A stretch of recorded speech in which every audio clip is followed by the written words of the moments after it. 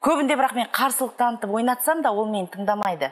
Вот Айсара так осындай дейді болды. Айсара образдан шыға алмай, былай өмірде Рүстемге ұрысқан кез болды ма? Жоқ, Құдай сақтасын. Рүстемге емес, жолдасыңызға ше, мына отырған кісі жолдасыңыз ба? Мен жолдасым ана фигурасын қараңдар, оған андай сөйлейтін болсаң, ол бір өлтірер мені. Өзінен сұрап көрейікші, микрофон бар ма? Өзінен сұрап көрейікші, айтыңызшы. Дариға ханым? Үйде қандай? Осы, ал енді кинодағыдай. Айтшы бір. Абьюзер ма? Дариға бұл ақ көңіл, ондай емес. Күшті отырсы ғой? Бұл ана үйге қонақ шақыратын кезде бүкілін тығамыз.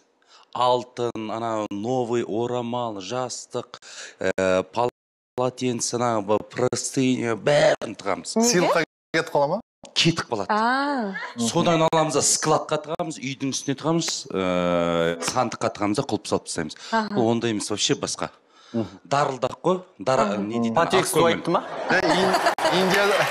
Индияда көрдік қой, рупи шашып жүрген. Біреу аласа рупи таратып жүр ғой. Ана мысалға бір кісі айтпай-ақ қойын енді, қанша бір үлкен қымбат браслет сыйлады. Соны сыйлады, 2 сағаттан кейін біреудің бір қызы бір 12-ке ма толып жатыр, қолымдағын алды да тарата салды, бере салды. Дедім. Дариға дедім. Вот кетті анау. Сондай адам бұл. 100-ге толып атсам. Наурат, мен айтам, сен Дариға шашасын, қалай жинаймыз деп. Сондайда. Надоелсың деп.